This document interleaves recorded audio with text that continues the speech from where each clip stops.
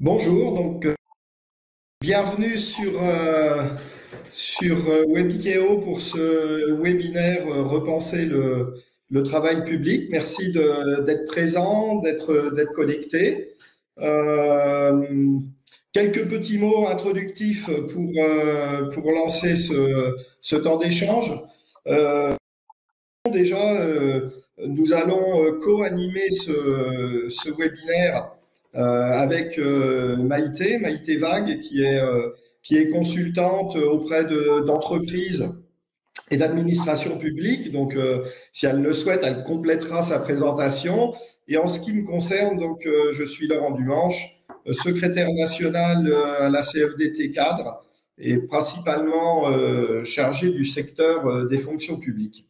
Voilà, donc ce webinaire intervient dans une période, comme vous le savez, qui réinterroge et qui interroge, voilà déjà, cette période de pandémie qui a frappé, bien entendu, nos vies, mais aussi nos organisations et qui, quelque part, les réinterroge, d'où aussi ce titre de repenser le travail public. Et puis, comme vous le savez également, dans les fonctions publiques, depuis un certain nombre d'années, et c'est pas terminé puisque c'est toujours d'actualité, des réformes incessantes, quel que soit le versant des fonctions publiques, des trois fonctions publiques, qui viennent là aussi réinterroger nos modes de travail, nos organisations, et donc qui interpellent nos missions de service public et notre façon de les mettre en œuvre. D'où, encore une fois, ce titre « Repensons le travail public ». Alors, ce webinaire, il est bien entendu inscrit dans une démarche, on l'abordera peut-être un peu plus en fin de ce webinaire où on vous donnera quelques clés d'entrée pour poursuivre cette réflexion et ce travail autour du management dans les services publics. Donc, on va principalement aujourd'hui, on l'a voulu comme ça déjà, être au maximum interactif, même si on est en distanciel et puis qu'il y a la prédominance un peu des animateurs, mais on a souhaité quand même avoir une méthode assez interactive, ce qui est d'ailleurs plutôt conforme à ce qu'on voulait échanger avec vous, puisque vous verrez que la première partie, c'est sur l'intelligence collective, donc basée quand même sur le participatif. Interactif du fait, donc on va découper ce webinaire en trois parties. Voilà, ce qu'on vous propose de faire, c'est d'aborder déjà une première partie sur l'intelligence collective. Qu'est-ce que c'est? Comment ça fonctionne? Quelques petits trucs qui peuvent vous être utiles et être utiles et nous permettre de réfléchir ensemble sur derrière quel mode de management et comment on peut utiliser des outils novateurs et participatifs. Donc voilà ce premier point. Donc là, on fera après une petite partie questions-réponses. Donc je vous invite bien entendu à poser vos questions ou simplement une réflexion dans le chat, hein, mais je vois que certains d'entre vous l'ont déjà utilisé pour nous saluer et c'est très bien. Donc, utilisez ce chat, bien entendu, pour communiquer avec nous et puis pour alimenter je dirais, cette intercession. Et puis ensuite, on reprendra sur une deuxième partie qu'on a voulu, bien entendu, en complémentarité sur la conduite de changement. Donc là aussi, quelques, je dirais, fondamentaux, hein, c'est l'objectif, quelques fondamentaux de la conduite de changement. Qu'est-ce qu'il ne faut pas louper dans cette conduite de changement? On refera un petit intermède d'échange entre nous à travers vos interpellations sur le chat. Et puis ensuite, bien entendu, un dernier lien avec le télétravail qui s'est imposé ces derniers mois dans le contexte actuel et qui réinterroge aussi, bien entendu, notre travail, le travail public, mais le travail en général. Et donc, on vous donnera là aussi quelques éléments, quelques références, et notamment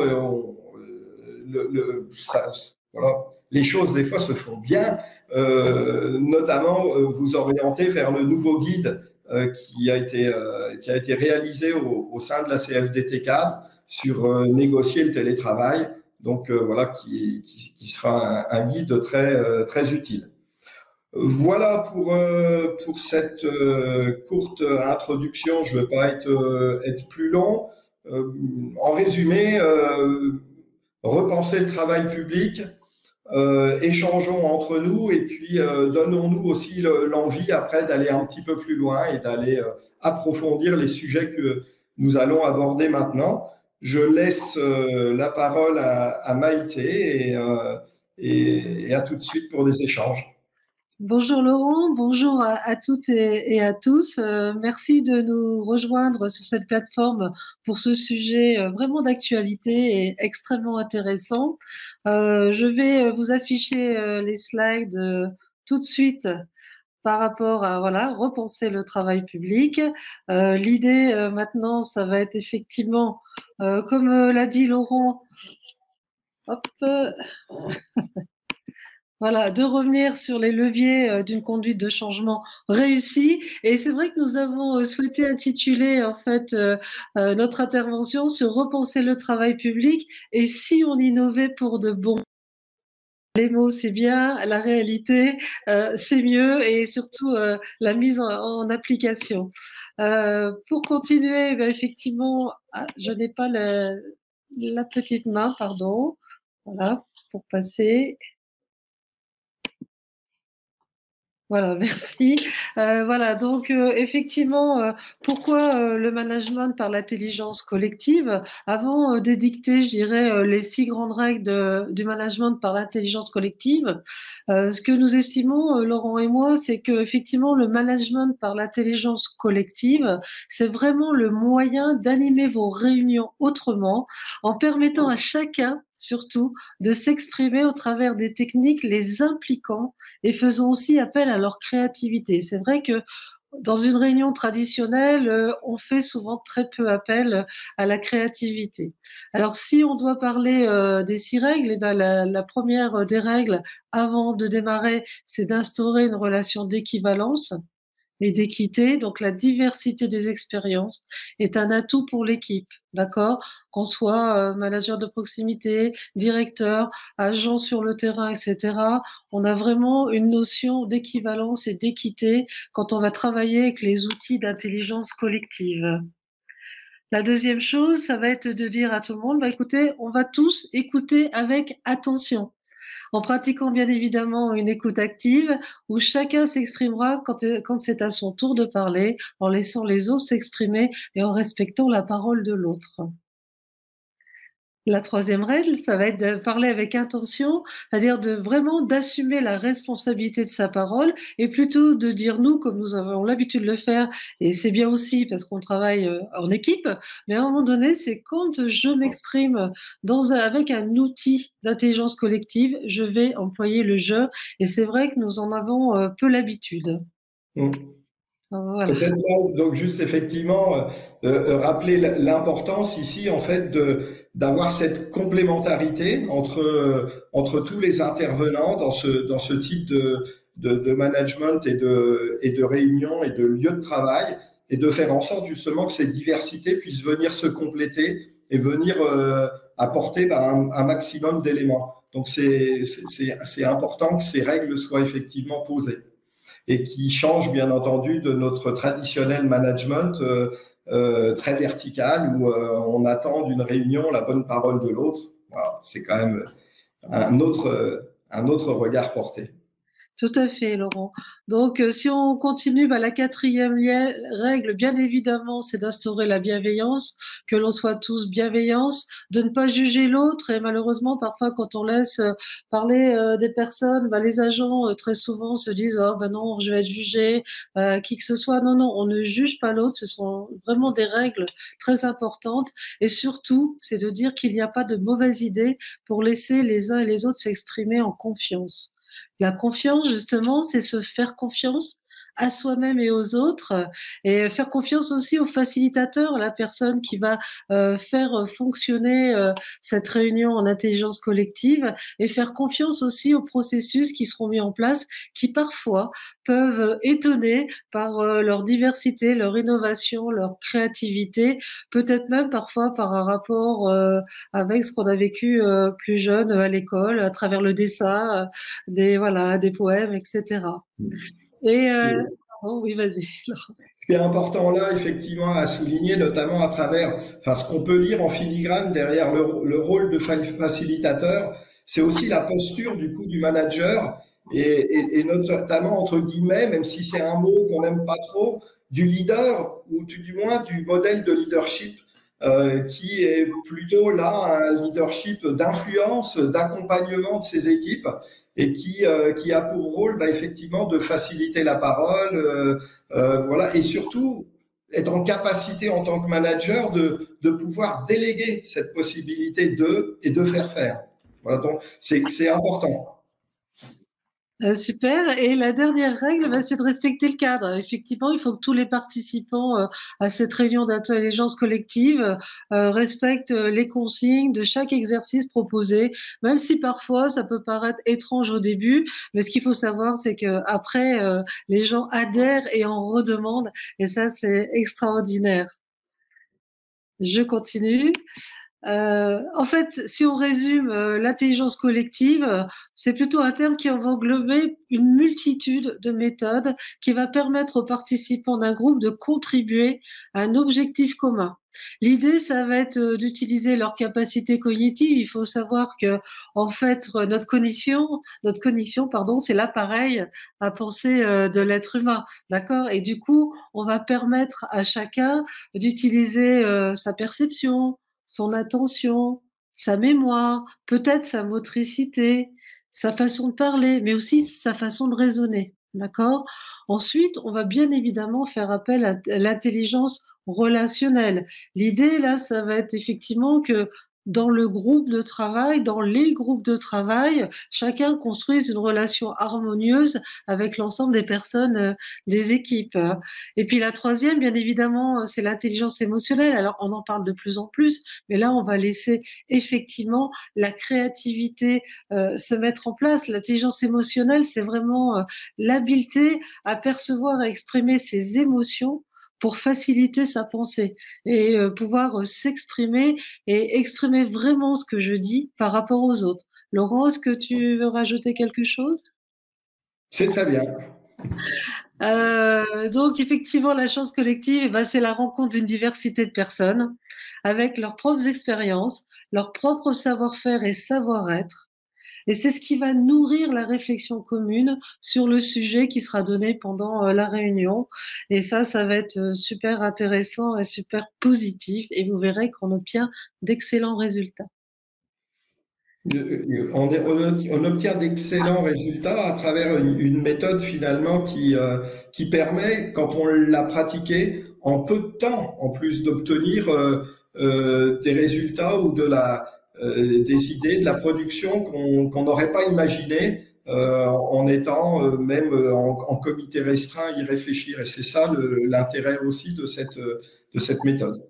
Et surtout, cette méthode, elle peut toucher n'importe quel sujet qui touche les collectivités en général, n'importe quel domaine aussi. Vraiment, c'est la personne qui va animer ces réunions d'intelligence collective qui va apporter des sujets parfois graves, souvent complexes, voilà, mais qui vont permettre justement de décanter beaucoup de choses et beaucoup plus facilement.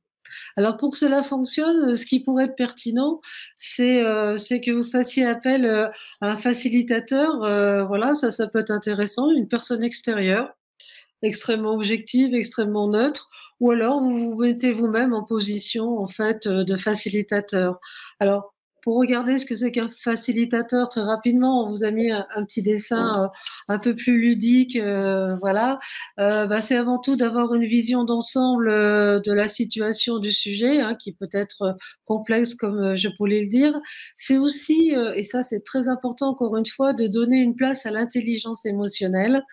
Ça va être bien évidemment pour le facilitateur d'accompagner pardon, des formats et des pratiques pédagogiques nouvelles. Donc lui, il faut qu'il les connaisse très très bien, hein, qu'il en soit pratiquant convaincu.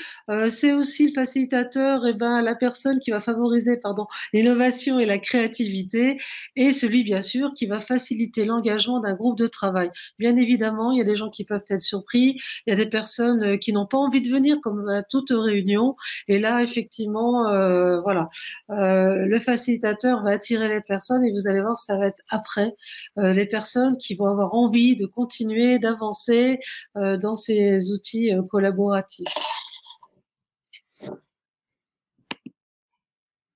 Alors, pour vous donner un petit peu des types de mise en place à travers des outils collaboratifs, il y en a certains, j'en suis persuadée, que vous connaissez très très bien, comme le brainstorming, le World Café. Il y en a d'autres, c'est le mind mapping qui commence à bien se diffuser dans les administrations, les collectivités, voire les entreprises.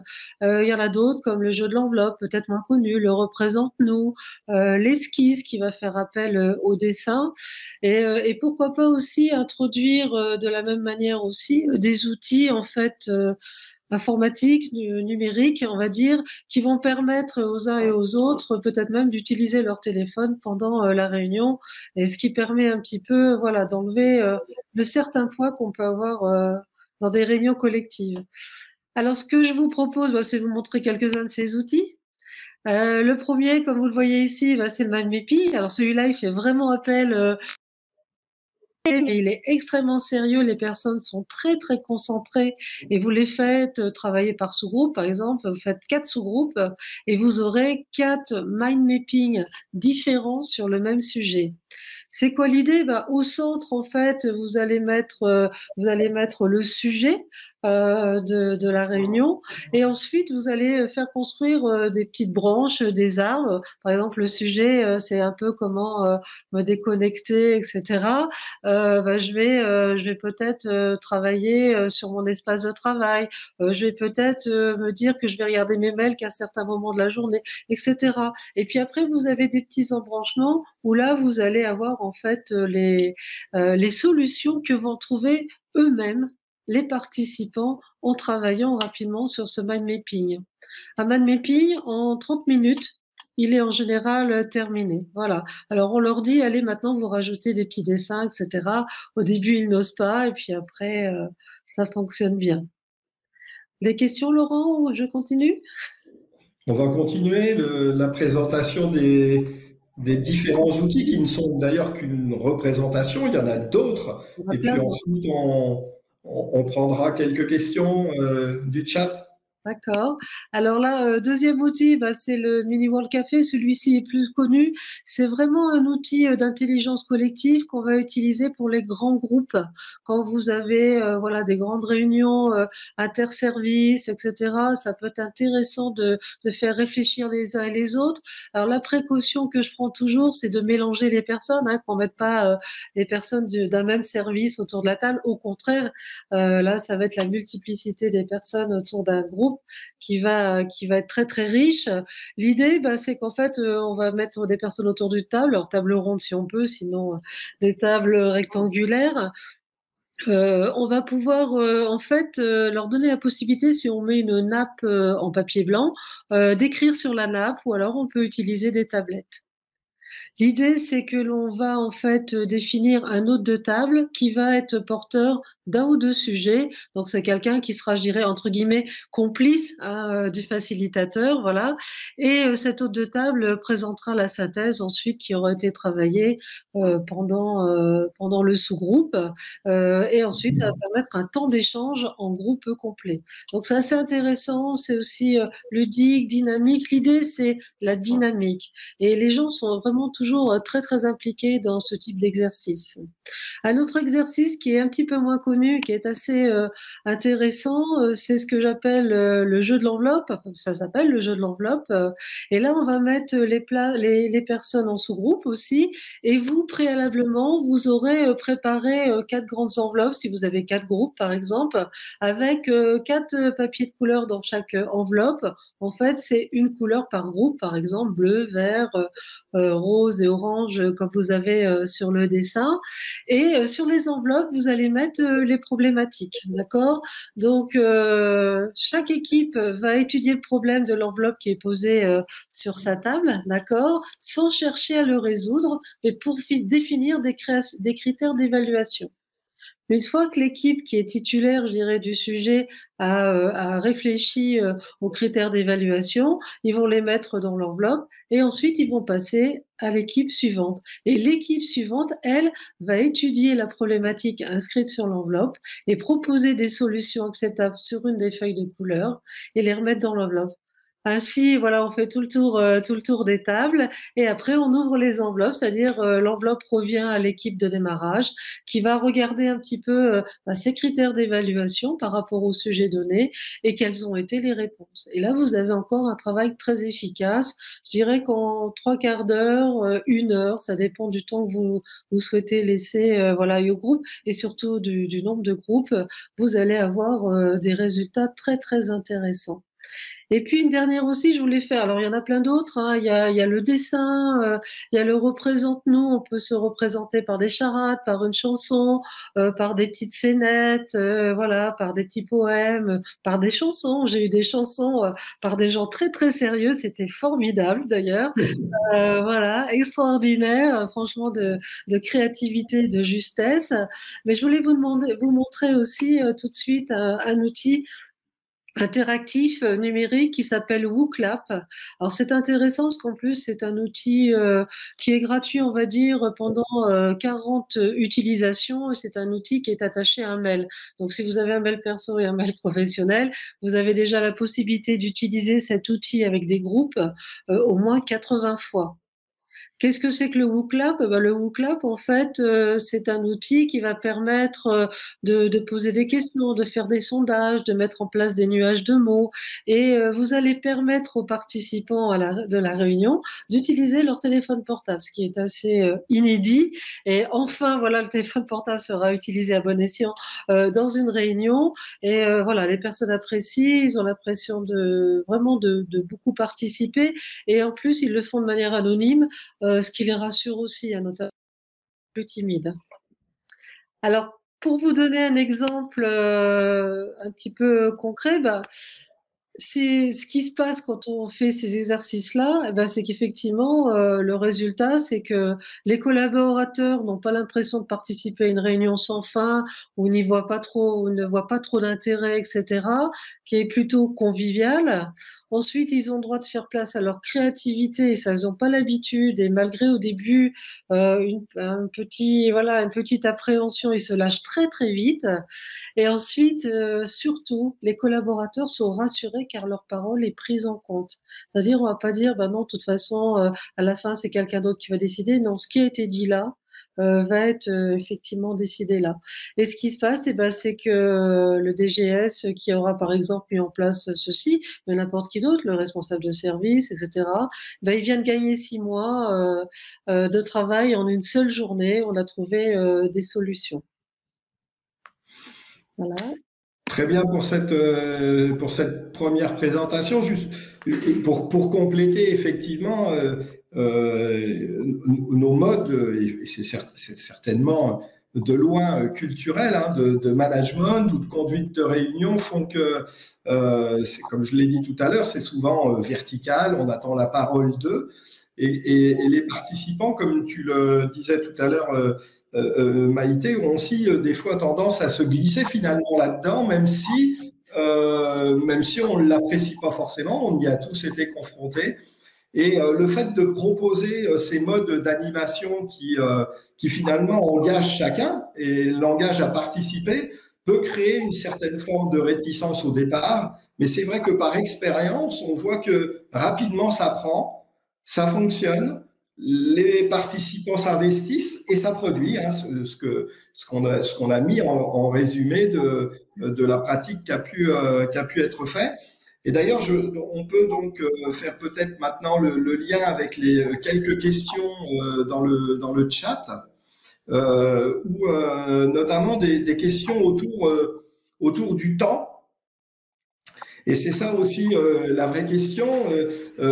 Comment trouver le temps de se réunir, voilà, pour faire vivre cette intelligence collective? Parce que c'est vrai que quand on regarde cette présentation, on peut avoir l'impression de quelque chose quand même d'assez lourd à organiser, à mettre en œuvre et peut-être même d'ailleurs à pratiquer.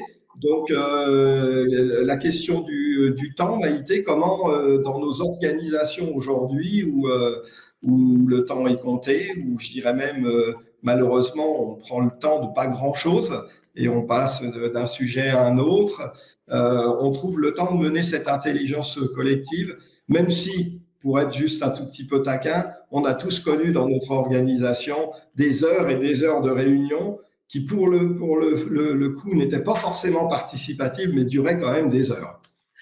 Et du coup, on retenait parce que normalement, la consigne, c'est une réunion, un sujet, hein, et c'est parfois compliqué parce que quand on réunit surtout beaucoup de monde. Le temps, en fait, c'est vraiment l'organisateur, le facilitateur qui va le décider selon le nombre de sujets abordés. Normalement, c'est un grand sujet avec des sous-sujets, mais je pense que, bon, bien sûr, quand on va déplacer du monde, on va faire au minimum en une demi-journée. C'est-à-dire en 3 heures, on peut faire une belle journée d'intelligence collective.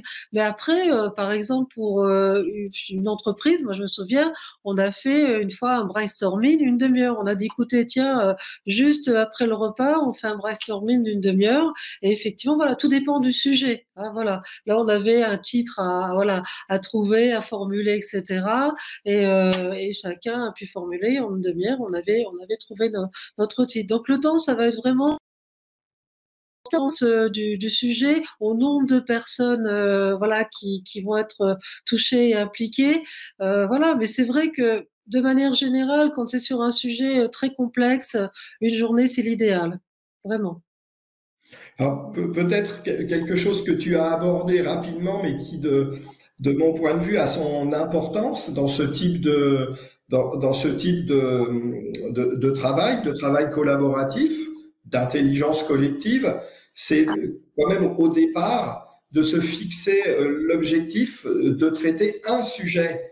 Parce que ça aussi, c'est quelque part, et on le connaît tous, peut-être aussi le travers de nos organisations, d'avoir quand même des réunions, un, qui s'éternisent et deux, qui deviennent un petit peu fourre-tout, où on aborde tout et où on retient des fois pas grand-chose. Donc, je pense que le point essentiel pour répondre aussi là à la question de comment trouver le temps et puis quelque part de produire, de réfléchir collectivement le plus efficacement possible dans un temps contraint, certes, c'est effectivement d'avoir cette règle de se dire on organise cette réunion d'intelligence collective sur un sujet très précis et une fois qu'on a répondu, apporté et qu'on le met en œuvre, on abordera après d'autres sujets. Mais en tout cas, je pense que c'est quelque chose qui me paraît essentiel si j'ai bien compris.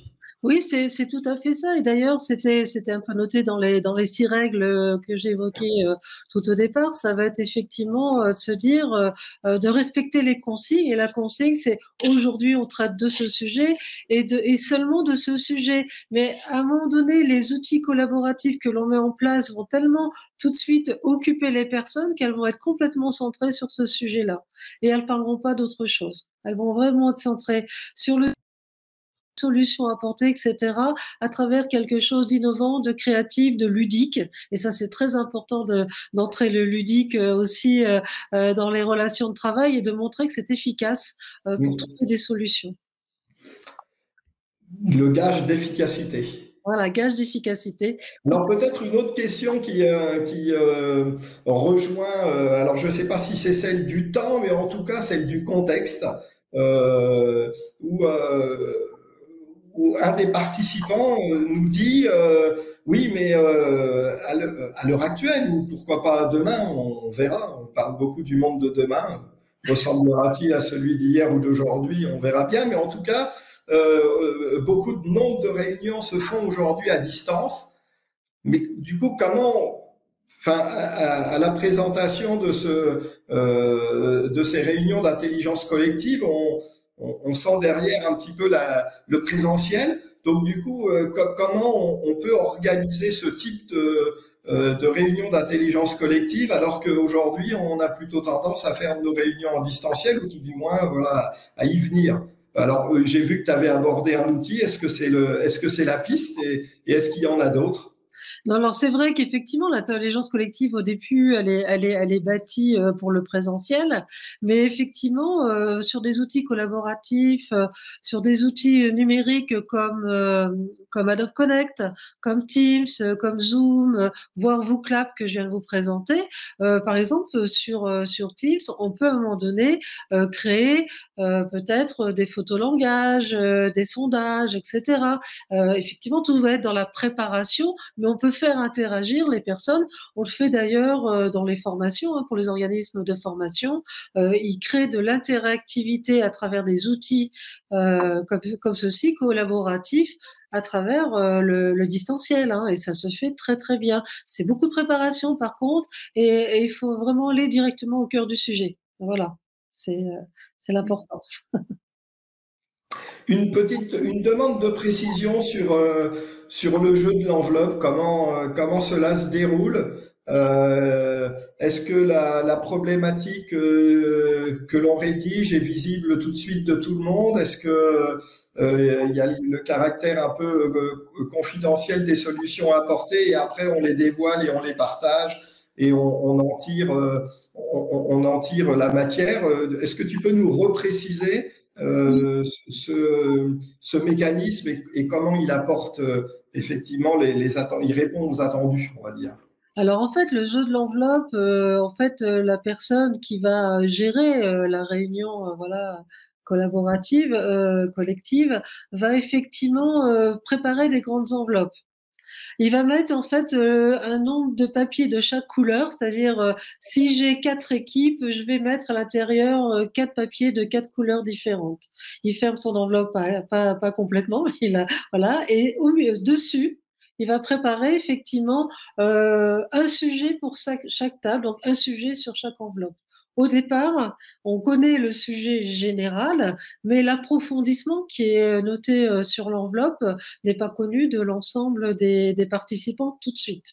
C'est une table, une enveloppe, donc chacun aura son enveloppe, va découvrir le sujet, et effectivement la première table va mettre plutôt des critères sans donner la solution, même s'ils ont envie de le faire, d'accord? Ils l'imaginent, mais du coup, comme ils imaginent déjà les solutions pour eux, quand ils vont en discuter, ils vont mettre des critères par rapport aux solutions qu'ils imaginent. Et puis ces critères vont être rentrés sur un papier de leur couleur, la couleur de l'équipe, dans l'enveloppe. Ensuite, cette enveloppe passe à une équipe à côté.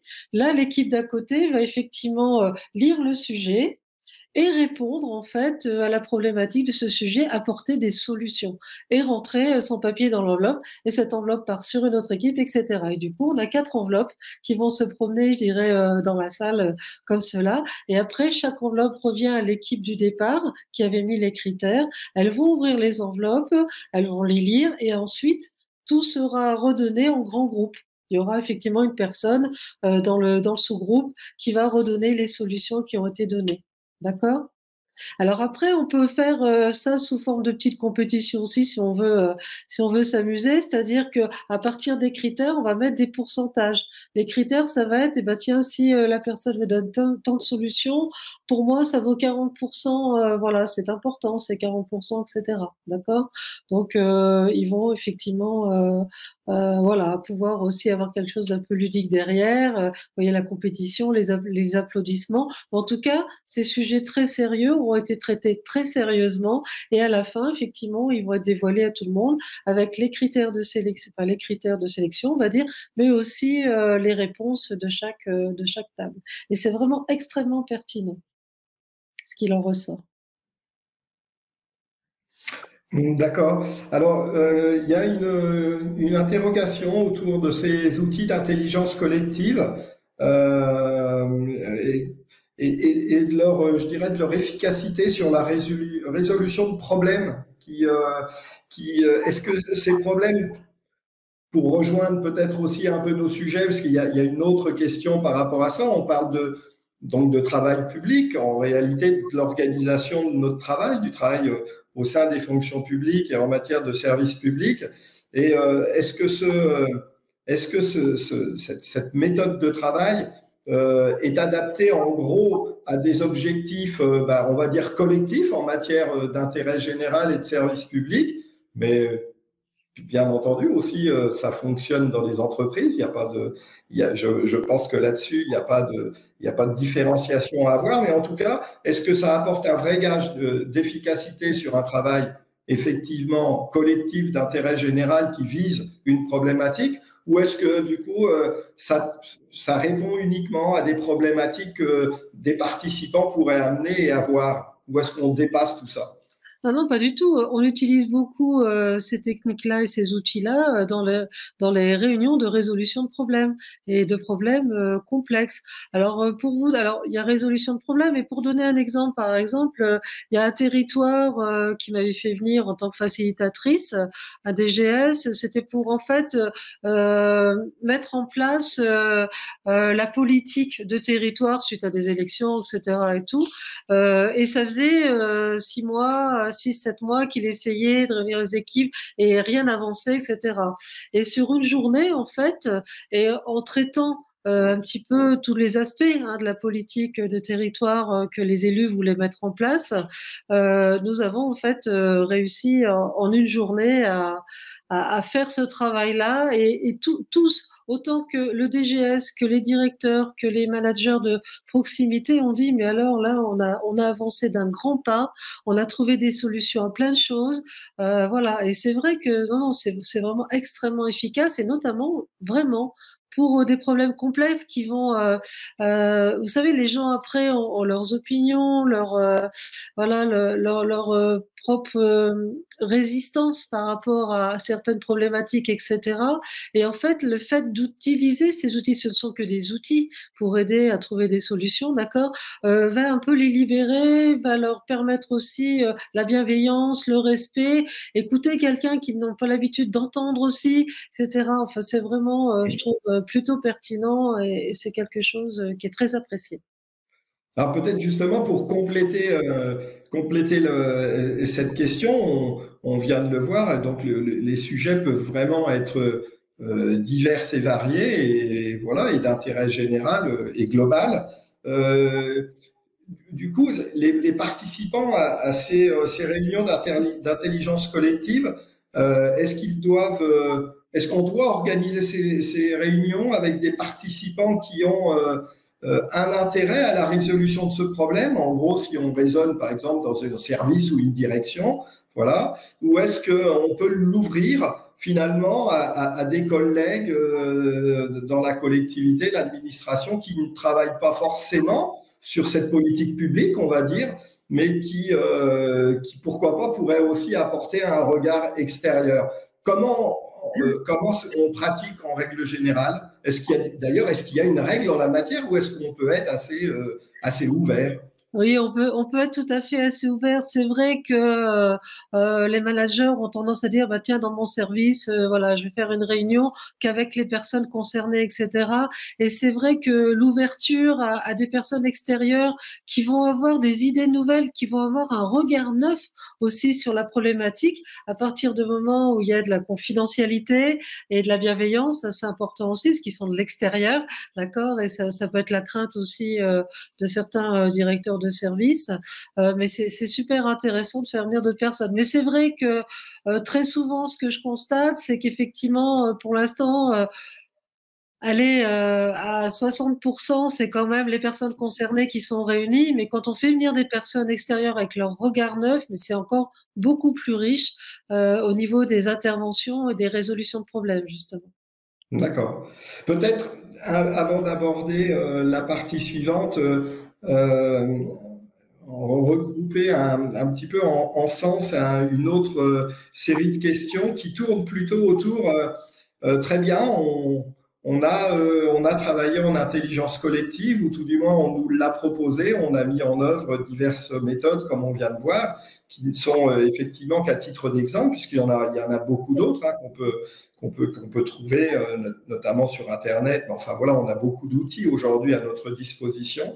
Et la question derrière là, qui est posée, c'est on a fait ce travail, on a dégagé des pistes de travail, mais comment demain on met en application ce qui a été mis en œuvre. C'est-à-dire, effectivement, alors on propose de réfléchir collectivement, d'apporter collectivement, d'utiliser, on va dire, toutes les richesses humaines possibles pour avoir une résolution de problème. Mais quand on retourne, on va dire, dans son bureau ou sur son poste de travail, ben voilà, on se reconfronte à notre réalité. Donc, comment on assure, on va dire, une mise en œuvre concrète derrière.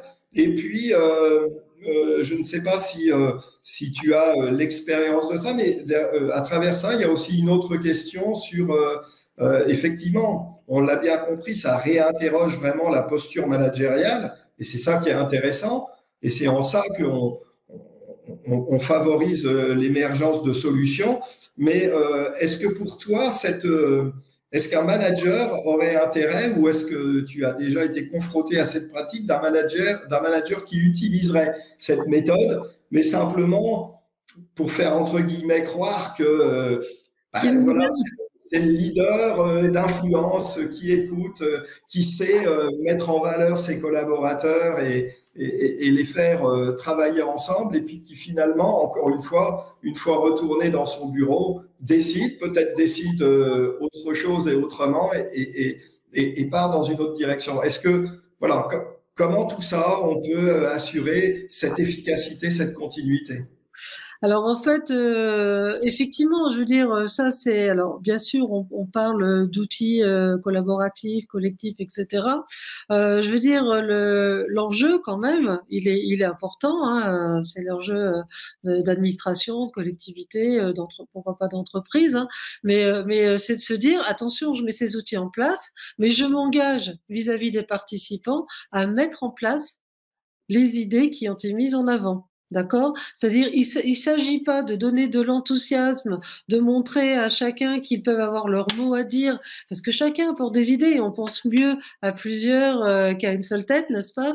Et il faut effectivement jouer le jeu aussi de se dire, effectivement, cette idée-là, cette idée-là, cette idée-là, on peut l'utiliser, c'est-à-dire montrer que derrière, il y a une efficacité et une mise en place de ces idées-là. D'accord? Ça, c'est très important. Bien évidemment, il faut qu'elles soient validées. On connaît nos administrations, etc. Mais de toute façon, les idées qui vont sortir, elles sont toujours très, très pertinentes. Elles sont rarement, voilà, complètement farfelues. Ça, c'est important. C'est la première chose. La deuxième chose, effectivement, on peut avoir le manager qui dit, oh là là, moi, j'utilise des super techniques, vous allez voir, etc.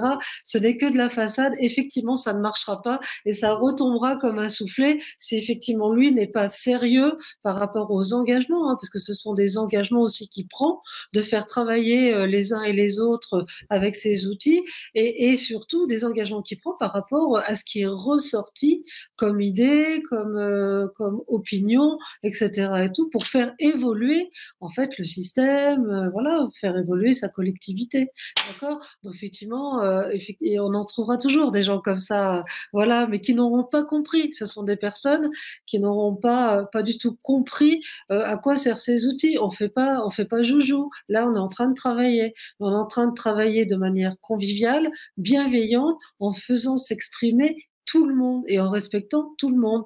Et pour voir plusieurs exemples, moi j'ai vu des DGS qui m'ont dit mais je m'attendais pas à ce que tel agent, tel manager de proximité puisse me sortir des choses comme ça. Les idées les plus géniales ont été sorties par ces personnes-là parfois, en se disant parce que en fait il y avait finalement une prise de recul. Il y avait aussi, alors à la fois la prise de recul, mais à la fois bah, je suis tellement sur le terrain que je sais vraiment ce qui se passe et ce qui va être utile, voilà. Mais vraiment, c'est très très pertinent comme outil. Mais bien sûr, il faut pas faire ça en façade. Faut que ce soit vraiment un outil de travail et un outil de créativité et de résolution de problèmes. Je dirais bienveillance. Oui. participation et sincérité aussi, quoi. Du Tout coup, à fait, c'est des complètement. engagements réciproques qu'on prend en fonctionnant de cette façon-là. Puis peut-être pour terminer la séquence, juste un petit parallèle. Finalement aussi un mode d'organisation d'outils qui peut être aussi intéressant dans une pratique du dialogue social. Complètement, Euh, bah, complètement, complètement. Et c'est vrai que vraiment, ces outils-là, enfin, il y a des personnes qui se disent, mais moi, j'ai jamais le droit à la parole, moi, je suis petit. J'ai eu des réactions au démarrage de réunions comme ça, parfois. Elles n'ont pas vraiment été dites, elles ont été, ah, mais moi, j'y arriverai pas, mais non. Et puis, une fois que les personnes ont vu qu'il n'y avait pas de jugement, qu'il y avait une vraie confiance, etc., mais elles ont sorti des choses extraordinaires. Et en plus, c'est des équipes variées, des personnes qui n'ont peut-être pas l'habitude d'être tous les jours au travail ensemble, etc. Faut faire très très attention à ça, à bien varier les sous-groupes. Voilà. Moi, par exemple, je vais mettre un DGS avec un agent, avec un manager de proximité, par exemple. Je vais pas mettre un de ses directeurs avec lui. Vous voyez, puis on peut mettre un directeur sur chaque table, mais que le directeur soit suffisamment à l'aise et bienveillant pour laisser faire et laisser dire les autres. D'accord? Et le rapporteur, c'est rarement le manager. C'est plutôt un agent de terrain, etc. Voilà, c'est aussi un espace pour mettre un moment en avant les gens qui font aussi avancer la collectivité.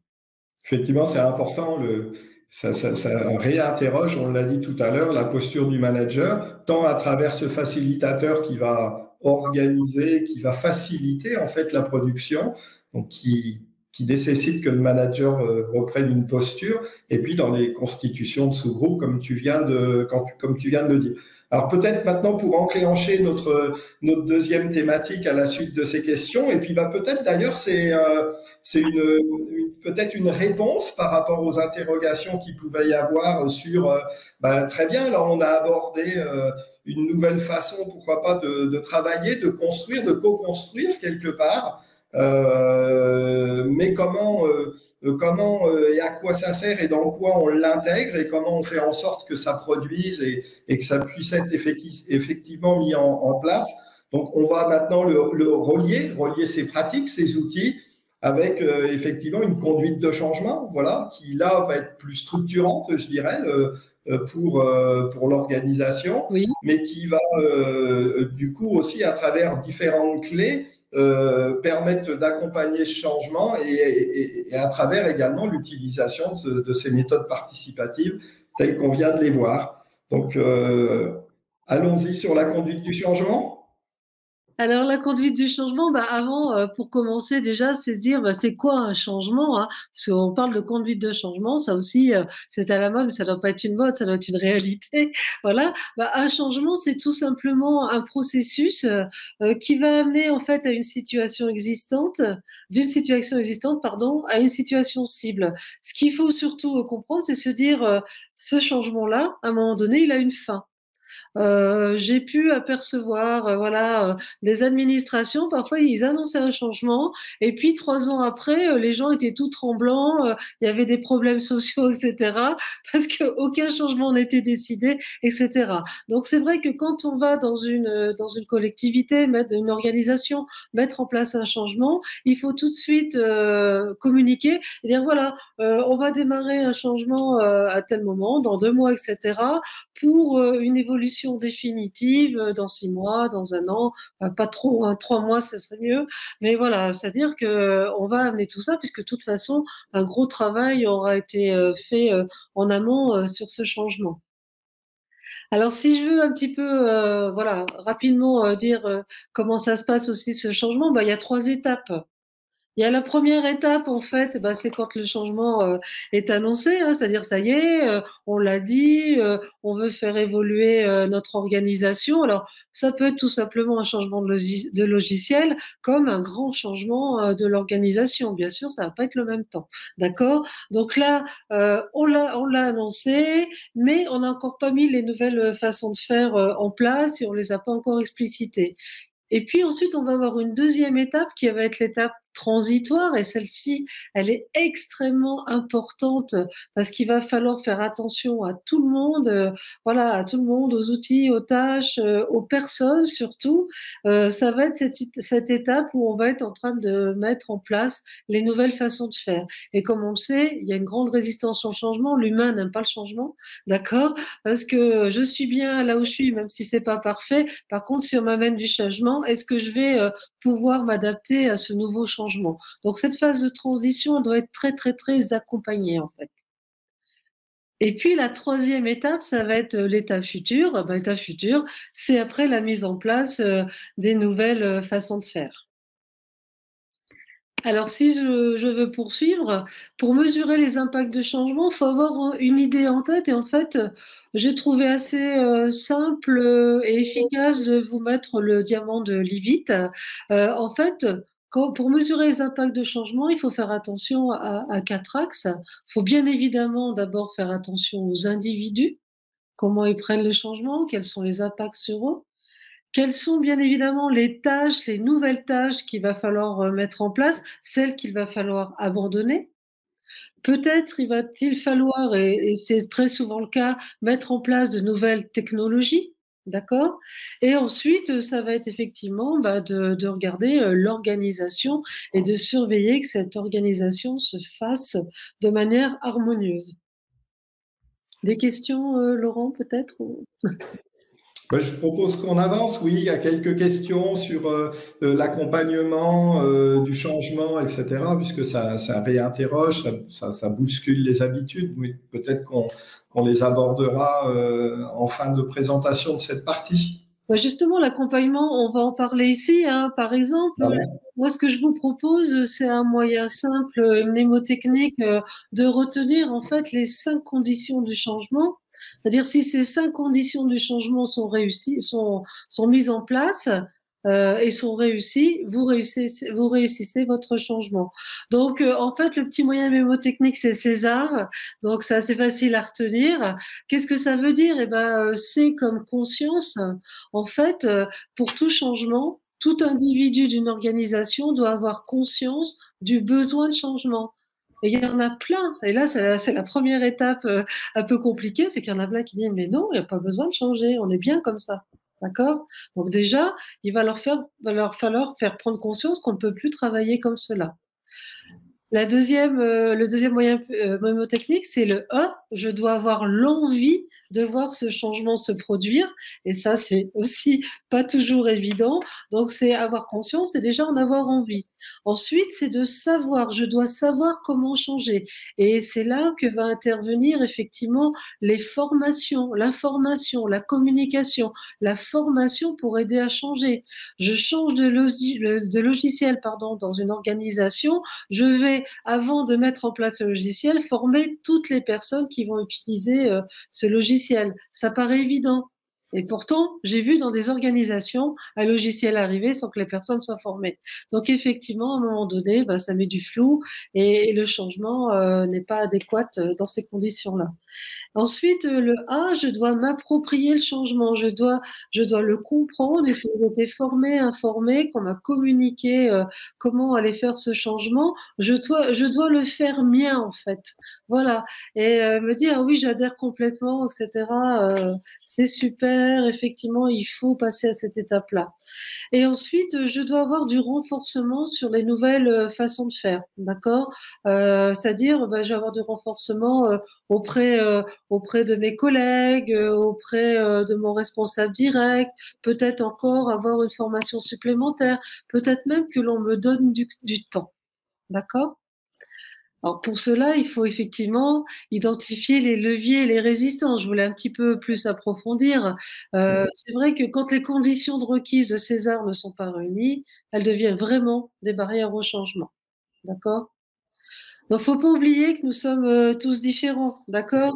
Là, je vous l'ai écrit, hein, je dis le rythme auquel nous franchissons les différentes barrières l'est également. Il y a des personnes qui vont prendre du temps pour bien comprendre ce changement, mais quand ils l'auront compris, ils vont y aller facilement et ils vont adhérer. Et puis d'autres, ils vont appréhender ce changement très rapidement. On va dire, ouais, super, génial. Et puis en fait, ils vont prendre beaucoup de recul avec ce changement. D'accord? Donc ça, c'est extrêmement important de retenir ceci. Alors finalement aussi, ce qu'on peut retenir, c'est effectivement l'implication de chacun des collectifs dans ces changements. Donc l'importance aussi alors de l'information, de la communication. Je crois qu'il y a, voilà, il y a il y a des liens très importants. Et puis peut-être pour revenir aussi un peu sur ce qu'on présentait en début de ce webinaire, c'est de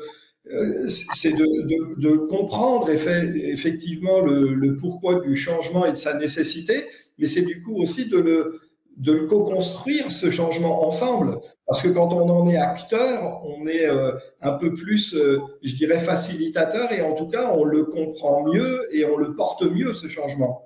Et on peut le co-construire avec ce qu'on a vu tout à l'heure avec l'intelligence collective en amont, d'accord? Mais il est clair que c'est trop facile et ça s'est fait trop souvent d'apporter le changement comme ça sur la table et dire à partir de maintenant on change tout. Non. C'est pas possible. Tout le monde n'avance pas au même rythme, tout le monde n'a pas la même compréhension du pourquoi de ce changement, etc., de son intérêt. Donc il faut vraiment faire adhérer les personnes avant de lancer ce changement et l'ensemble des équipes. Ça, c'est extrêmement important. Alors, justement, pour identifier les leviers de résistance, hein, bah, il y a déjà, si on n'a pas la conscience et l'envie, bah, la personne, elle va se poser beaucoup de questions, d'interrogations en lien avec ce changement. Elle va être en recherche constante d'informations auprès de ses collègues proches, auprès de ses supérieurs, auprès peut-être de personnes à l'extérieur, d'accord? Voilà, donc ça, c'est un peu embêtant. Donc, il va falloir revenir sur cette phase-là de conscience et d'envie. Ensuite, c'est lorsqu'il n'y a pas le savoir et l'appropriation, quand on n'a pas formé les personnes, quand ils n'arrivent pas à s'approprier ce changement. Là, il y a des inquiétudes quant à l'efficacité des nouvelles façons de faire. Eh bien, elles sont réelles, ces inquiétudes. Il faut vraiment en tenir compte.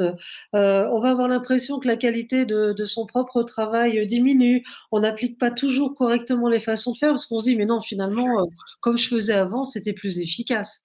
Mais c'est pas vrai. C'est juste que je n'ai pas appréhendé et je me suis pas approprié les nouveaux outils. Et puis ensuite, un autre levier de résistance, ben, c'est l'absence de renforcement. Hein. Si on n'est pas renforcé par ses collègues, par ses N+1, N+2, etc., si on n'a pas eu de formation, bah, bêtement, hein, on va revenir aux anciennes méthodes. On nous aura pas donné d'objectifs.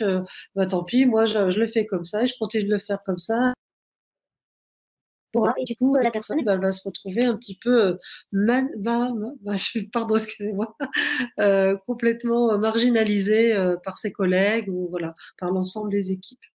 OK? Très bien. Alors l'idée, en fait, eh ben voilà, moi je vous ai mis en titre, manager permettait aux agents de développer leur motivation. Et je vous ai mis là quelques suggestions. Alors vous pourrez récupérer le PowerPoint à la fin, voilà, de cette intervention. La première, bah, au niveau de la conscience, les agents ils doivent prendre connaissance des informations disponibles sur la raison d'être du changement. Ils doivent pouvoir aussi échanger avec vous. Enfin, trop souvent on a vu, bon, c'est comme ça et c'est pas autrement. Non, c'est voilà, échanger, voilà, j'ai des inquiétudes, je veux comprendre. Ah bah oui, maintenant que vous m'avez expliqué, je comprends mieux. Combien de fois vous l'avez entendu en tant que manager pour certains d'entre vous.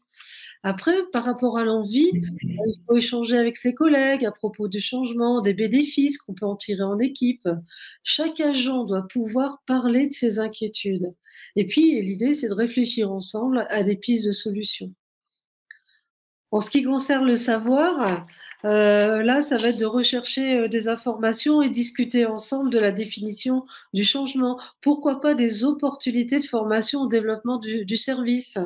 Faut vraiment faire participer, comme on l'a dit tout à l'heure, les personnes à la mise en œuvre du changement, c'est-à-dire le travail, en fait, est presque plus important en amont que lors du changement. Mais ça, c'est vraiment un gros travail. Peut-être du coup à une déclinaison par rapport à ce qu'on vient d'échanger et des questionnements qui peuvent apparaître.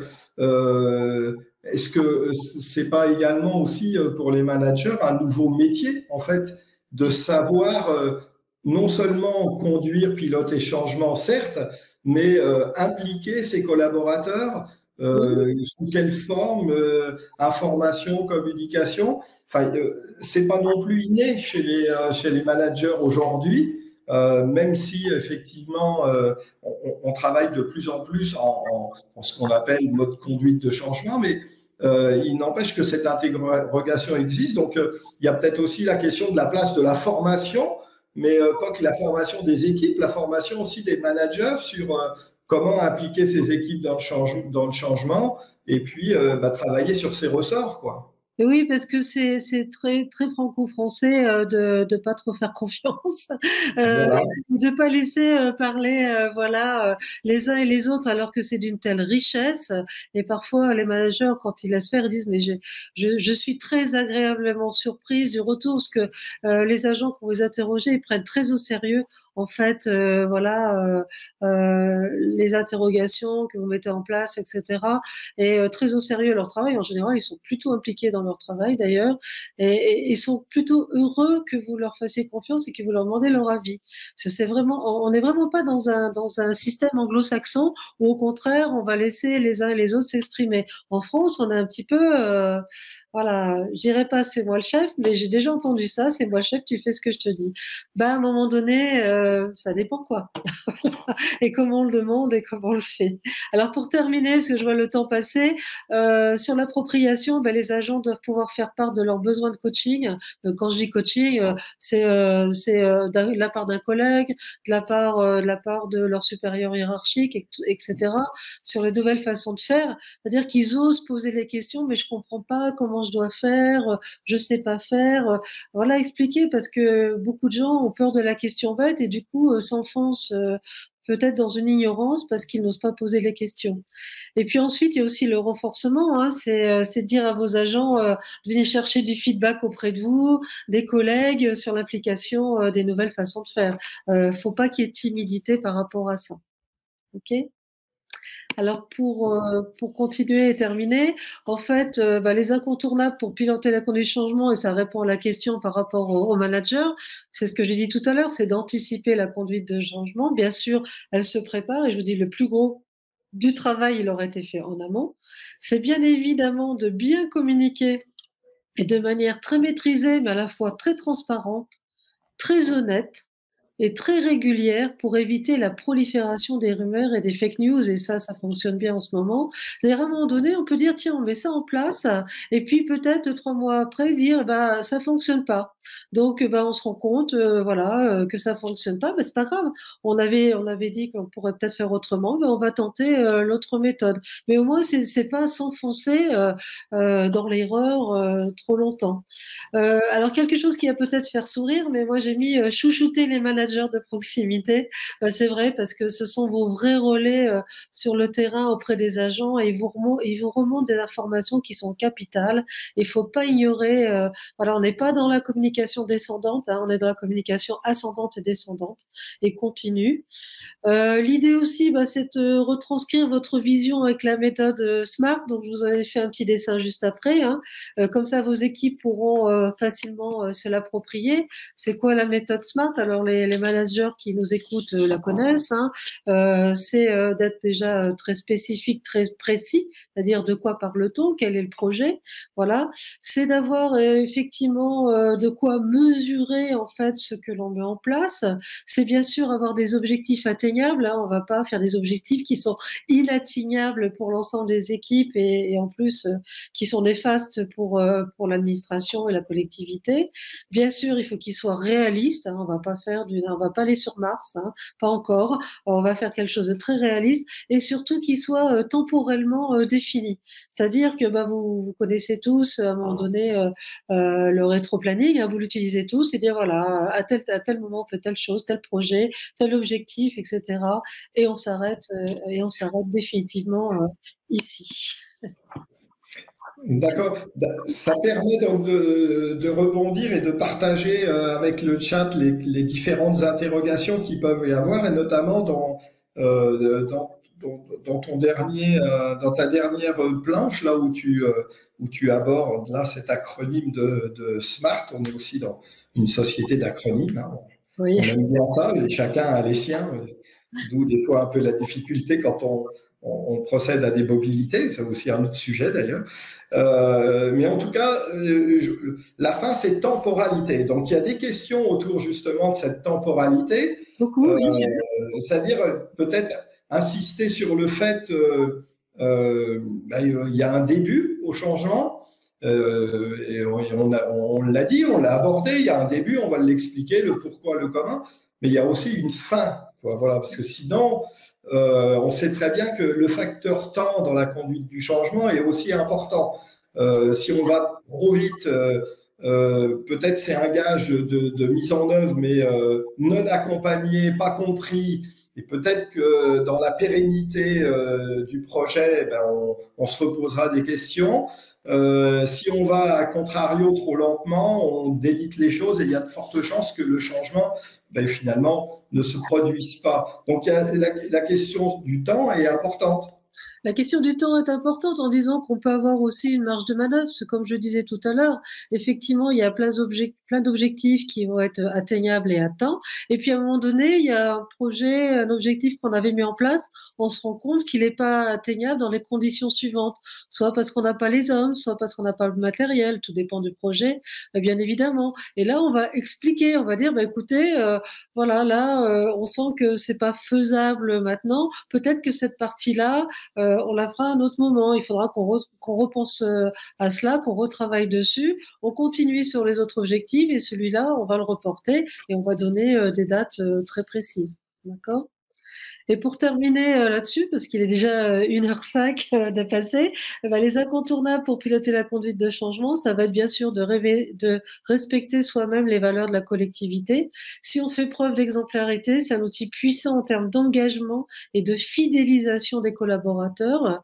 C'est aussi de partager ses intuitions et ses ressentis. Ça, le manager, il n'en a pas toujours l'habitude, hein. Mais c'est dire ça, voilà, moi je ressens ça, est-ce qu'on pourrait le faire comme ça, etc.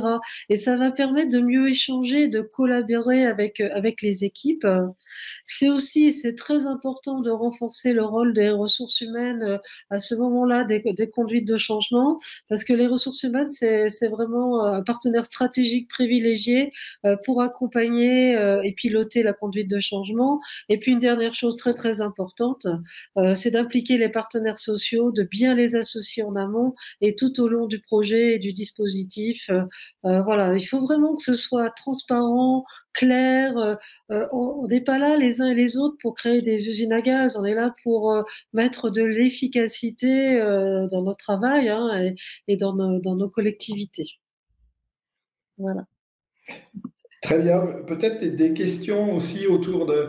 Alors, dans nos fonctions publiques aujourd'hui, quel que soit le versant, on est confronté, je l'ai dit en début de ce webinaire, j'ai parlé de réformes incessantes. Et finalement, derrière, ça conduit à du changement d'organisation qui finalement finit par déjà, et c'est peut-être là la complexité dans le secteur public de toutes ces réformes et de leur conduite ensuite, hein, en termes de changement, c'est que c'est incessant. Une réforme vient en réformer une autre, donc une conduite de changement qui reprend une autre conduite de changement. Justement, on gomme la notion de temps, de temporalité, un début, une fin. On risque aussi d'amener les agents à pas comprendre pourquoi ce qu'on a fait, on doit le refaire ou le revoir, etc. Bon, voilà, il y a aussi toutes ces questions dans le chat sur la particularité dans le secteur public et tous ces changements incessants dus en fait à ces réformes imposées. Donc, ça met aussi là les managers en difficulté sur toutes ces problématiques par rapport à ce que tu as présenté tout à l'heure. Et oui, ça les met en difficulté. Puis surtout, voilà, parce que au départ, bah, ils entraînent leurs équipes, on leur dit allez, conduite de changement. Ils ont abouti peut-être à un changement.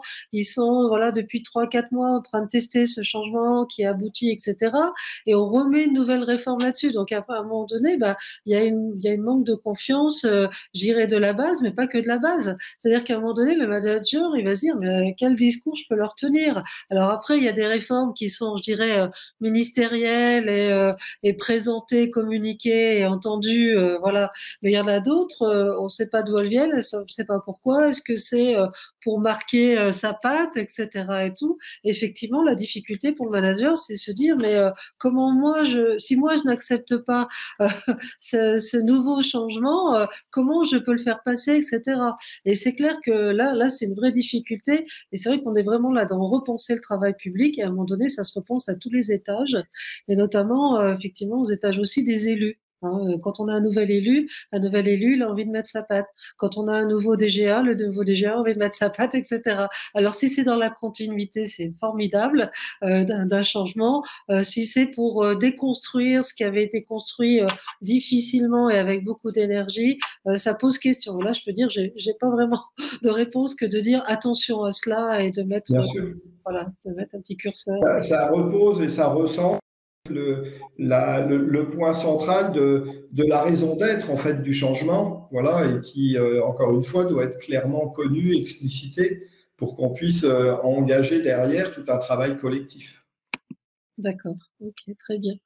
Est-ce que je continue sur le télétravail ou pas?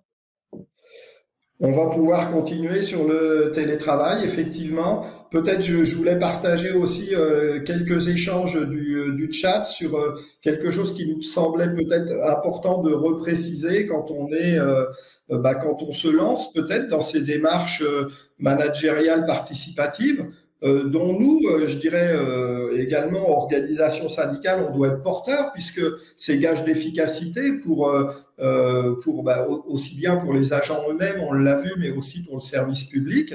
Et donc, il y avait aussi, à un moment donné, et ça a été abordé dans le chat, on y est passé assez rapidement. Ce qui peut être paralysant, c'est aussi dans tous ces process et dans ce changement, c'est de quelque part entre guillemets l'échec ou de ne pas y arriver. Donc, je pense qu'il y a aussi une importance, et c'est aussi, je pense, culturel de se dire d'avoir un droit à l'erreur quelque part, Bien un sûr. droit à l'erreur pour revoir sa copie et aller plus loin et continuer d'avancer.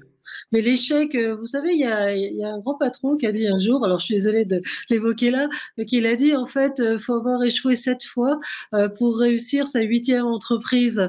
À un moment donné, on a aussi peut-être des problèmes d'ego qui vont dire, bah voilà, j'ai échoué. Mais non, on n'a pas échoué, on a tenté, on a essayé de faire ensemble. Et finalement, dans la réalité, bah, ça ne fonctionne pas. Donc, on va réfléchir ensemble pour conduire un changement efficace et qui va aller à tous et qui va rentrer dans le fonctionnement de notre collectif, en fait. Très bien. Donc, et le télétravail dans tout ça, pour le coup, quel changement? Alors ça, c'est un super changement, notamment en France, qu'on a eu beaucoup de mal en France.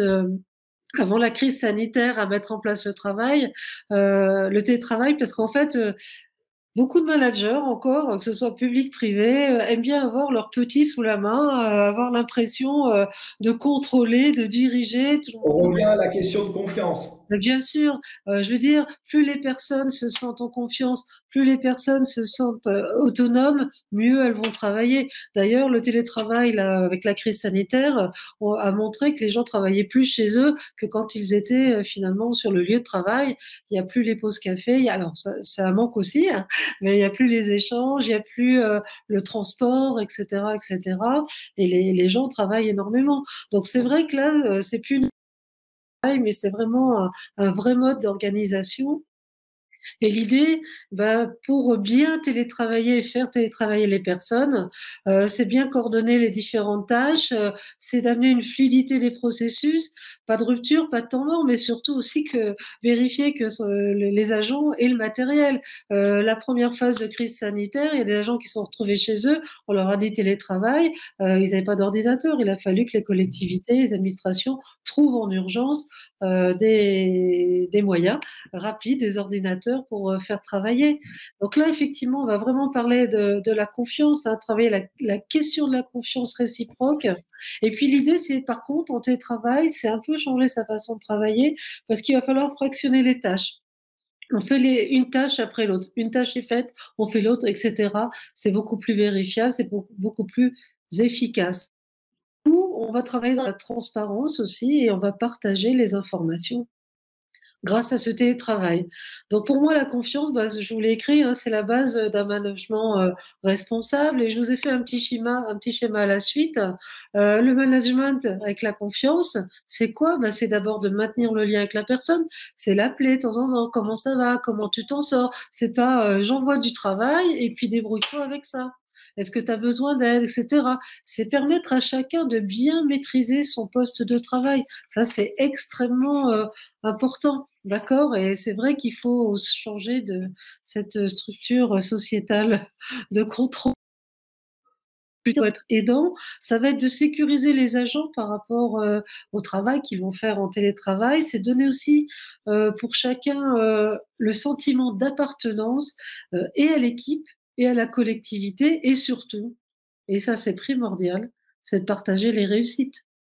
La réussite, c'est pas celle d'un DGS, c'est pas celle d'un DGA, c'est la réussite de toute une équipe. S'il n'y a pas les agents derrière, on n'arrive à rien. Donc tout le monde est important pour réussir. On revient aux questions, bien entendu, qui font sens et qui font un lien avec ce qu'on vient de présenter sur les nouvelles postures managériales. L'importance peut-être de l'encadrement intermédiaire aussi dans ces dispositifs de télétravail et une autre façon de voir le management. Donc là aussi, hein, les questions de formation, d'accompagnement sont importantes parce que c'est un vrai changement. Et puis alors, ce qui est important dans le télétravail, hein, pour le manager de proximité comme pour les directeurs de service, c'est de bien partager l'information, de bien expliquer, parce que sinon vous allez être dérangé toutes les 5 minutes. Hein. C'est au démarrage, dit voilà, est-ce que vous avez compris, avez-vous des questions, etc. Tout est compris, on y va, allez chacun de son côté va effectuer les tâches. C'est aussi développer l'entraide et la solidarité. Attends, là je sais pas comment aller, voilà, mais de manière très très mécanique, je dirais sur mon ordinateur, je ne sais pas récupérer tel fichier, etc. Pouvez-vous m'aider? Ben, bien sûr. C'est aussi apprendre à se coordonner, à travailler peut-être voilà, sur les mêmes sujets en même temps, etc. De voir où on en est.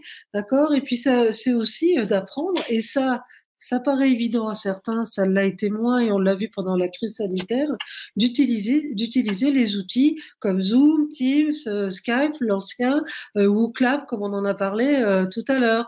Il y a vraiment des agents qui se sont dit, mais c'est quoi ce truc-là?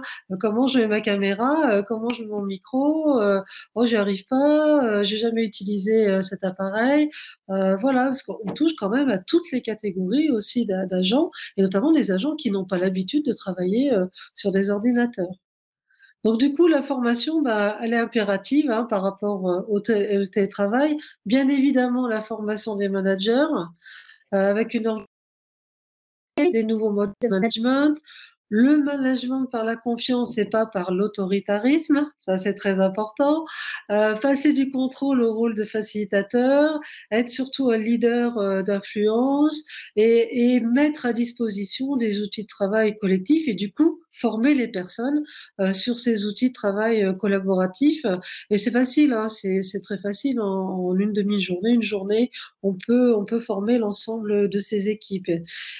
Après, Donc, l'importance effectivement de l'accompagnement, de la formation, voilà. c'est soulevé aussi peut-être de façon différente dans le chat, mais la question aussi des équipements, donc derrière des conditions de travail, puisqu'on est quand même on est quand même très attaché à une qualité de vie au travail, je dirais, dans un cadre standard qui est celui du bureau, etc. Il faut prendre soin, effectivement, qu'en période de télétravail, on puisse avoir et préserver cette qualité, d'ailleurs, de vie au travail, en même temps de préserver aussi peut-être sa part de qualité de vie tout court, de vie privée aussi, hein, peut-être des liens à faire avec des droits, des connexions, etc. Il faut voilà aussi autant de questions qui sont soulevées, peut-être d'interrogations, de précautions à prendre.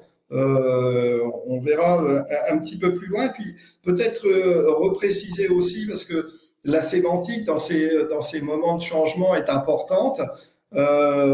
Télétravail, c'est pas forcément télétravailler uniquement, on est au bureau ou on est chez soi, on peut aussi être dans un tiers-lieu, dans un autre lieu de notre administration déconcentrée, etc., plus à proximité de notre domicile. Mais voilà, tout ça aussi rentre dans le champ du travail à distance ou du télétravail. Bah, c'est ça, c'est trouver des nouveaux espaces de travail. Il y a des espaces de coworking, par exemple, hein, où peuvent aller télétravailler les agents. C'est aussi une nouvelle façon de rendre compte. Ça, c'est très important aussi.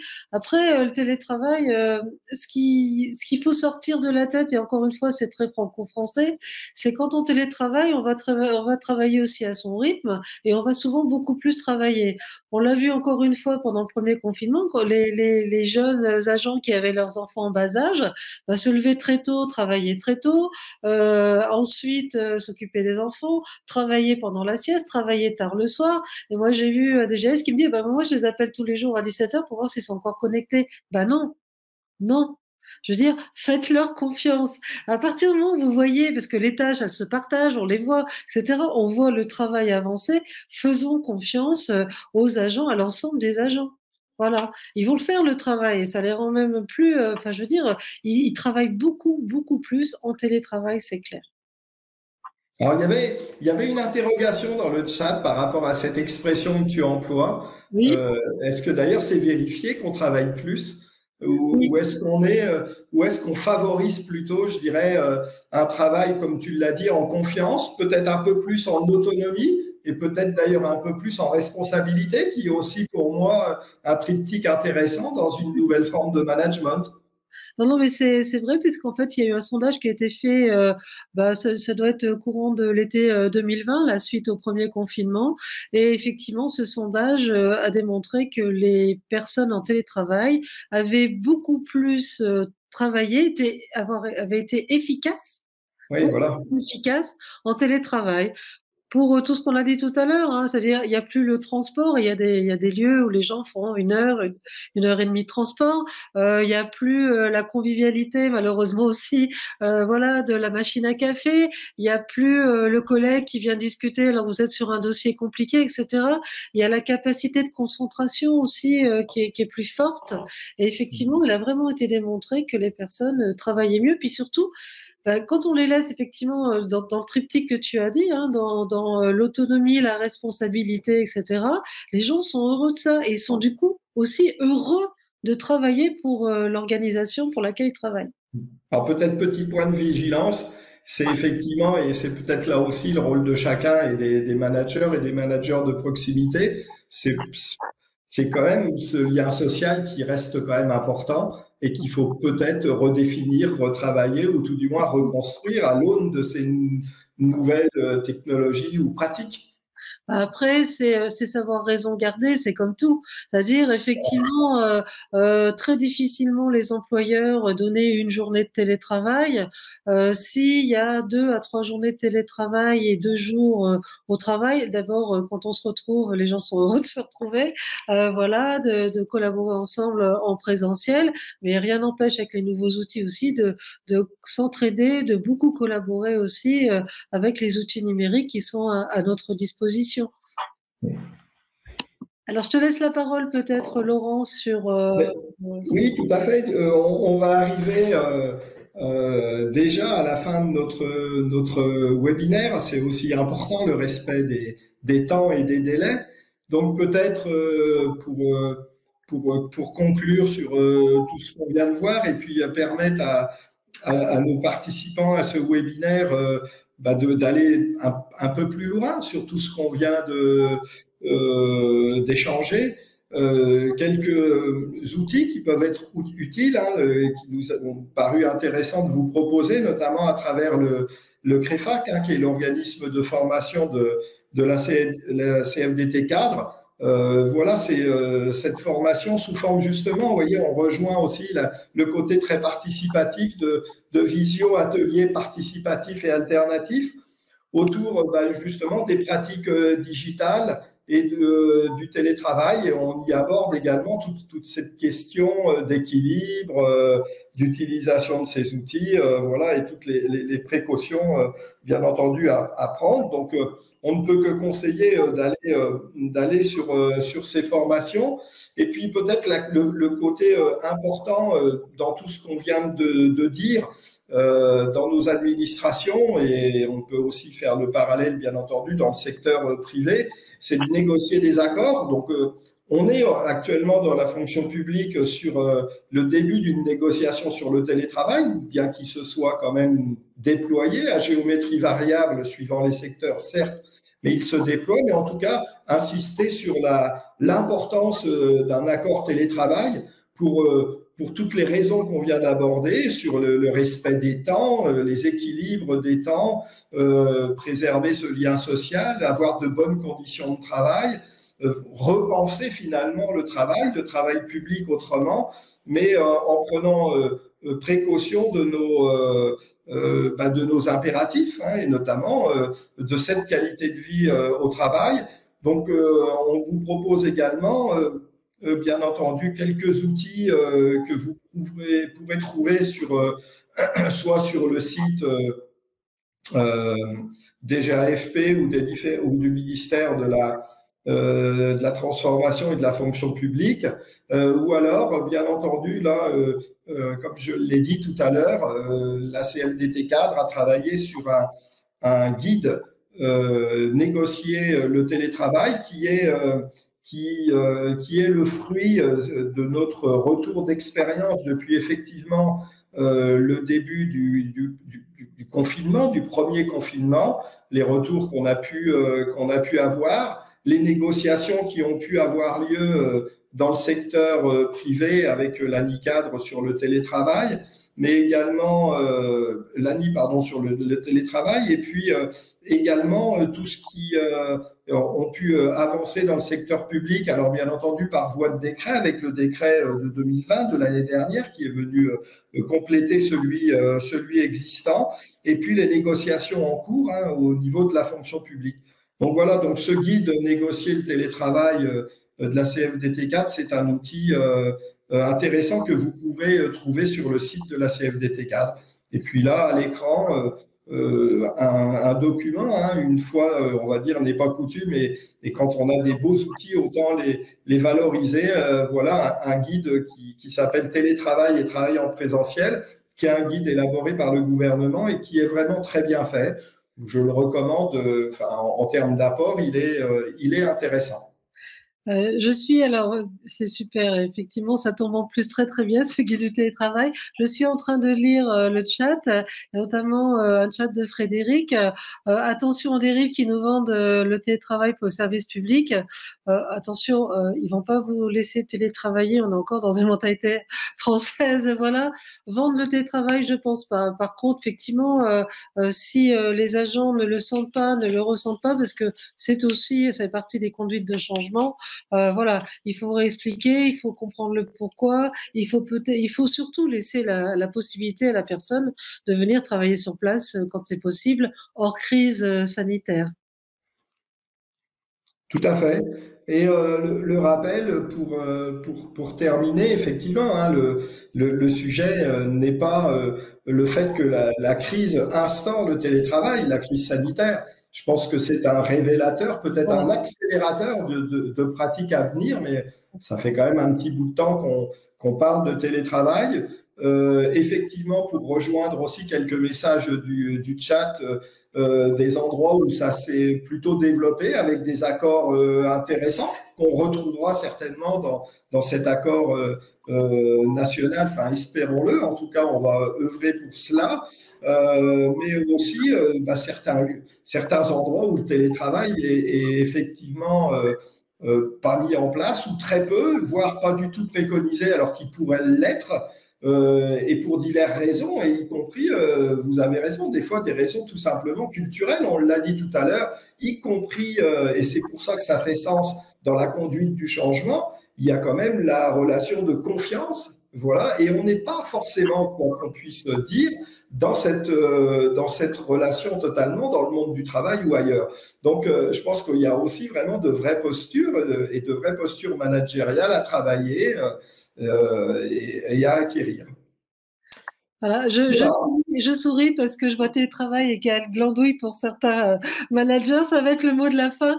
Euh, Oui, et, oui, et Dominique dit malheureusement. glandouiller en présentiel, ça existe aussi. Et de toute façon, les feignants, il y en aura toujours. Mais il y a surtout beaucoup de gens qui aiment travailler, qui aiment leur travail. C'est surtout ça qu'il faut retenir, quelle que soit la façon de travailler. Exactement. Eh bien, écoutez, merci d'avoir participé à ce webinaire. Merci Maïté Merci pour tes Laurent. explications. Et effectivement, travaillons ensemble, continuons en confiance et puis favorisons dans ce nouveau contexte de nouvelles conditions de travail. Continuons de travailler pour cette qualité de vie au travail et pour un service public de qualité. Merci pour vos échanges et votre écoute et à très bientôt. Merci à tous et puis surtout n'hésitez pas à télécharger le PowerPoint que l'on vous laisse pour vous aider à travailler et à vous rappeler ce très bel échange. Merci, Voilà. au revoir. Et nous restons à votre disposition sur l'adresse mail que vous trouverez à la fin du document pour poursuivre ces échanges.